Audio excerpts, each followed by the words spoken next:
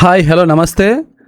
బాల వికాసం శిక్షణ శాస్త్రంలో 5వ చాప్టర్ అనేటువంటి వైయక్తిక విభిన్నతలో భాగంగా ముందుగా మనం ఆలోచన అనేటువంటి టాపిక్ని తెలుసుకున్నాం. ఆలోచన అంటే చింతన్, విచార్, సోచ్. అదేవిధంగా ఇప్పుడు నెక్స్ట్ టాపిక్ అనేటువంటి తర్క్ గురించి కూడా మనం ఈరోజు తెలుసుకుంటాం. అంటే తర్క్ని మనం తెలుగులో వివేచన అంటారండి. తెలుగులో ఏమంటారండి? వివేచన. అది ఇంగ్లీష్లో మనం రీజనింగ్ అంటాం. సో గణితంలో మీరు రీజనింగ్ అనేటువంటి అంశాన్ని మీరు చదివే ఉంటారు, చూసే ఉంటారు కదా. అంటే వివేచన అంటే ఏమీ లేదండి, ఆలోచన తర్వాత వచ్చేది వివేచన. అంటే మంచి చెడులు మనం ఆలోచిస్తాం కదా, మంచి చెడులు ఆ రెండింటి మధ్య వ్యత్యాసాన్ని సూచించేదే వివేచన అండి. ఒక చిన్న స్టోరీతో చెప్తాను. మనందరికీ తెలిసినటువంటి స్టోరీయే. 8వ తరగతిలో తెనాలి రామకృష్ణుడు అనేటువంటి ఒక లెసన్ ఉంటుంది కదా. సో ఆ లెసన్లో ఆ తెనాలి రాజుగారు దగ్గరికి రాజుగారు కొంతమందిని విందుకి ఆహ్వానిస్తారు. ఆ విందులో బంగారపు పల్లెలు, బంగారపు స్పూన్స్ పెడతారు. ఆ స్పూన్స్లో అంటే ఒక చమ్మచ్ అందులో ఒక చమ్మచ్ అనేది విందు అయిపోయిన తర్వాత మాయమైపోతుంది, అంటే కనిపించదు. అయితే ఆ యొక్క విందు ఆరగించిన వారిలో ఎవరో ఒకరు ఆ స్పూన్ని దాచేస్తారన్నమాట. దాచేస్తే తెనాలి రామకృష్ణుడు ఆ మనిషికి అంటే ఆ వ్యక్తికి ఏ విధంగా అనుమానం రాకుండా, ఆ ఎదుటి వ్యక్తిని అగౌరవపరచకుండా జాగ్రత్తగా ఆ స్పూన్ని పైకి తీసుకొస్తాడు, ఆ స్పూన్ని కనుగొంటాడు. సో అదేవిధంగా మరొక చిన్న స్టోరీ కూడా ఉంది. సో ఆ స్టోరీ ఏంటంటే, ఒక తల్లి ఇద్దరు తల్లులు ఈ బిడ్డ నాదంటే నాది అనేసి ఒక రాజు వద్దకు వెళ్ళారు. ఆ రాజు ఏం చెప్పాడంటే, అమ్మ అలా కాదమ్మా, చిన్న పని చేస్తాం, ఈ యొక్క బిడ్డ మీ ఇద్దరికీ చెందినవాడు కాబట్టి ఈ బిడ్డని సగానికి కోసి మీ ఇద్దరికీ పంచేస్తాము అని చెప్పారు. అలా చెప్పగానే ఎవరైతే నిజమైనటువంటి కన్నతల్లి ఉందో, అయ్యో నాకు బిడ్డ అవసరం లేదు, ఇలా చేస్తే బిడ్డ చనిపోతుందని ఆవిడికే ఇచ్చేయండి అనేసి అంటాడు. అప్పుడు నిజమైన తల్లి ఎవరో కనుగొంటారన్నమాట. ఇది అంటే ఒక ఆలోచనలు క్రమబద్ధంగా, అంటే వివేచన అంటే ఏంటంటే ఒక క్రమబద్ధంగా ఆలోచన చేసి, విశ్లేషణాత్మకంగా ఆలోచన చేసి, హేతుబద్ధంగా ఆలోచన చేసి సరైనటువంటి నిర్ణయాలు తీసుకోవడమే వివేచనగా మనం చెప్పవచ్చు. అర్థమైందండి? ఇది ఆలోచనల నుంచే ఈ వివేచన అనేది పుడుతుంది. ఆలోచనల విశ్లేషణ ద్వారా మన మనసులో అనేక రకమైనటువంటి విశ్లేషణ జరిగిన తర్వాతే ఈ ఆలోచన ప్రక్రియ అనేది పుడుతుంది. मन की गतिविधियों में विश्लेषण और विवेक विचारों के बाद आते हैं. ये एक विशेष विशेषता है जो केवल मनुष्यों में पाई जाती है. కేవలం ఇది మనిషిలో మాత్రమే ఈ వివేచన జ్ఞానం అనేది ఉంటుంది. ఇతర ప్రాణుల కంటే మనిషిలో మాత్రం వివేచన జ్ఞానం అనేది ఉంటుంది. వ్యక్తిयों में मौजूद इस विवेक क्षमता को, సో మన తెలుగులో కూడా వివేకము అంటాము, వివేకం ఉందా నీకు అంటాం. సో దాన్ని వివేక జ్ఞానం అంటాము. తార్కిక చింతనకి శక్తి వివేక का मुख्य आधार है. ఈ తార్కిక ఆలోచనే ఈ యొక్క వివేచనకి ముఖ్య ఆధారం. అంటే మనం తార్కికంగా ఆలోచించడం, ఏదైనా సరే లాజికల్గా ఆలోచించి సమాధానాన్ని కనుగొనడమే వివేచన. इसका उपयोग विचारों को व्यवस्थित करने और या तय करने के लिए किया जाता है कि विचार सही है या नहीं और किस हद तक तर्क संगत है. సో మనం చేసే ఆలోచన సరైందా కాదా, ఎంతవరకు సబబు అనే దాన్ని తెలియజేసేదే వివేచన. మనకు తెలుసు గణితంలో చూడండి, గణితంలో ఒక యారో మార్క్ ఈ విధంగా ఉంటుంది. సో 90 తర్వాత మరలా యారో మార్కు ఈ విధంగా ఉంటుంది, మరలా యారో మార్కు ఈ విధంగా ఉంటుంది. సో నెక్స్ట్ ఏ విధంగా వస్తుంది అనేసి ఒక ప్రశ్న అనేది ఉంటుంది. సో తర్వాత మళ్ళీ నెక్స్ట్ మనకి ఈ విధంగా వెళుతుంది. కరెక్ట్గా వివేచన చేసి సమాధానాన్ని కనుగొనడం, దాన్నే మనం వివేచన అంటాం. సో ఈ వివేచనకు సంబంధించి కొన్ని పరిభాషలు ఇవ్వడం జరిగింది. కొన్ని పరిభాషలు ఇవ్వడం జరిగింది. అవి ఏంటో చూద్దాం. వివేక్ అన్నా తర్క్ అన్నా రెండు ఒకటే కదండి. వివేక్ అన్నా తర్క్ అన్నా రెండు ఒకటే. వివేక్ व क्रमिक चिंतन है जो किसी उद्देश्य या लक्ष्य के साथ मन में घटित होती है. అంటే ఏదైనా ఒక ఉద్దేశం గురించి కానీ లక్ష్యం గురించి కానీ మనసులో ఏర్పడేటువంటి క్రమబద్ధమైనటువంటి ఆలోచననే మనం తర్క్ అంటాము, లేదా వివేక్ అంటాము. ఏదైనా ఒక లక్ష్యం గురించి కానీ లేదా ఉద్దేశం గురించి కానీ మన మనసులో ఏర్పడేటువంటి క్రమబద్ధమైనటువంటి ఆలోచననే ఏమంటామండి? వివేచన. దాన్నే తర్క్ అంటాము. తర్క్ కహా జాతా హై. వివేక్ व चरणबद्ध चिंतन है जो किसी उद्देश्य या लक्ष्य के अनुसरण करता है. లేదా వివేకం ఎలాంటిదంటే ఏదైనా లక్ష్యం గురించి కానీ ఉద్దేశం గురించి కానీ అనుసరించడానికి, లక్ష్యాన్ని ఉద్దేశాన్ని అనుసరించడానికి ఒక పరంపరగా అంటే ఒక క్రమబద్ధంగా ఆలోచన జరగడం, ఒక క్రమబద్ధంగా ఆలోచన జరగడం, ఒక అంచెలంచెలుగా ఆలోచన అనేది వివేక్ व चरणबद्ध चिंतन है जो किसी उद्देश्य या लक्ष्य को अनुसरण करता है. ఏదైనా ఒక లక్ష్యాన్ని కానీ ఉద్దేశాన్ని కానీ అనుసరించడానికి ఒక అంచెలంచెలుగా ఆలోచన చేయడాన్నే ఏమంటాము? తర్క్ అంటాం. ఏమంటామండి? తర్క్. దాన్ని ఏమంటాం? హిందీలో తర్క్ అంటాము, తెలుగులో వివేచన అంటాము, లేదా వివేక్ అని కూడా అంటాము, లేదా వివేక్ అంటాము. కన్ఫ్యూజ్ అవ్వకుండా మీరు ఎగ్జామ్లో వివేక్ అన్నా తర్క్ అన్నా రెండు ఒకటే. చూడు, తర్క్ ఉద్దేశపూర్ణ. చూడండి, ఇక్కడ ఏమీ లేదండి. ఉద్దేశ और लक्ष्य का अनुसरण. ఉద్దేశ और లక్ష్య అని అన్నారంటే గెరిట్ అని. ఉద్దేశం కోసం లక్ష్యం కోసం అనే మీకు ఇస్తే అదేంటి? గెరిట్ అని పెట్టేయాలి. ఏదైనా లక్ష్యం కోసం ఆలోచన చేయడమే వివేచన అనేసి మనకి వస్తుంది. అంటే ఏంటది? గెరిట్. ఓకేనా? తర్క్ ఉద్దేశపూర్ణ సాझा విచార్ హై.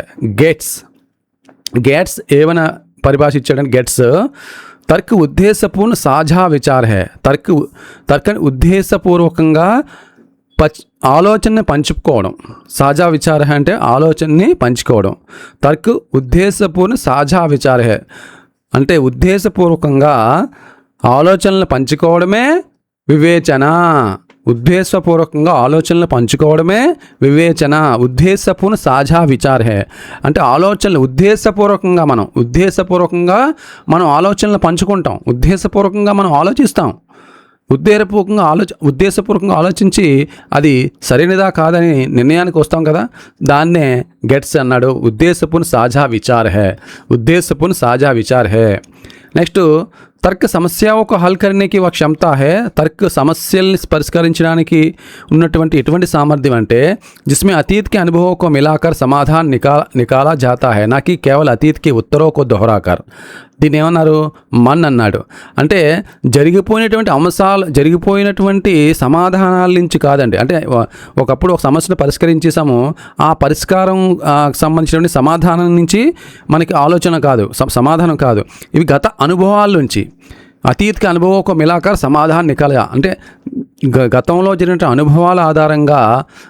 అనుభవాల ఆధారంగా మనం చేసేటువంటి దీన్నే మనం సమస్యలు పరిష్కరించడమే ఈ యొక్క వివేచన. తర్క్ సమస్యओं को हल करने की वह क्षमता है. తర్క్ అంటే వివేచన సమస్యలు పరిష్కరించేటువంటి ఎటువంటి సామర్థ్యం అంటే గత అనుభవాల ఆధారంగా సమాధానాలు అనేవి మనం సూచించగలం, అంటే సమాధానాలు రాబట్టగలం.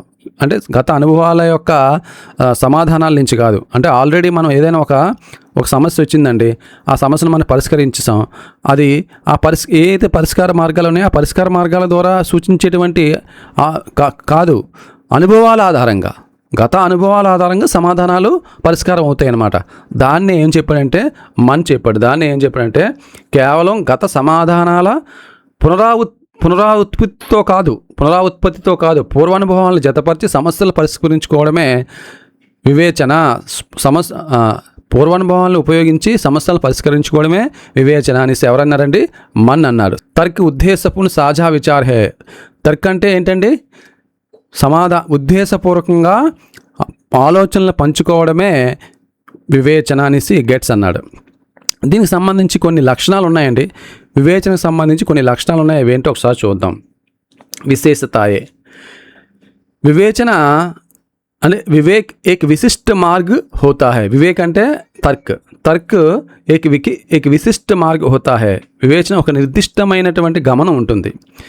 దీనికి ఒక నిర్దిష్టమైనటువంటి మార్గం అనేది ఉంటుందన్నమాట. ఒక నిర్దిష్టమైన అంటే ఆలోచన, ఈ వివేచనకి ఒక నిర్దిష్టమైనటువంటి మార్గం అనేది ఉంటుంది. అంటే ఆ నిర్దిష్ట మార్గాన్ని ఇది ఎంచుకుంటుంది. వివేచన అనేది ఆ నిర్దిష్ట మార్గం ద్వారా వెళ్తుంది. ఒక నిర్దిష్ట మార్గాన్ని ఇది ఒక మార్గం అనేది ఉంటుంది కదా, నెక్స్ట్ పూర్వజ్ఞాన और పిछले అనుభవం का ఉపయోగ करता है. సో ఈ యొక్క వివేచన చేసేటప్పుడు మన పూర్వజ్ఞానము పిछले అనుభవం, పూర్వజ్ఞానము, గత అనుభవాలు, పూర్వజ్ఞానాన్ని రెండింటినీ వినియోగించుకుంటుంది. ఏదైనా ఒక వివేచన చేస్తున్నామంటే మనం ఈ గత అనుభవాలు, పూర్వజ్ఞానం ఆధారంగా అది మంచో చెడో మనం చెప్పగలం కదా.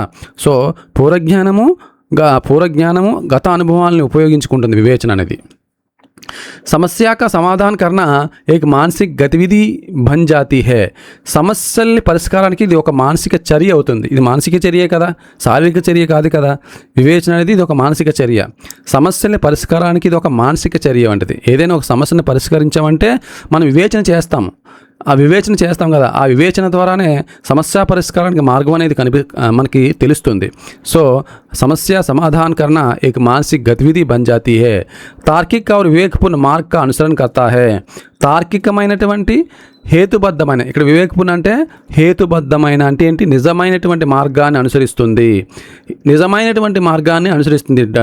డొంకతిరుగుడు మార్గాలు, వంకర మార్గాలు అనుసరించదు కదా. ఏదైనా ఒక సమాధానాన్ని రాబట్టేది నిజమైన హేతుబద్ధమైనటువంటి మార్గాన్ని అనుసరిస్తుంది, తార్కికమైనటువంటి మార్గాన్ని అనుసరిస్తుంది. లక్ష్యకో ప్రాప్తి కన్నా హీ ఉద్దేశ్య హే.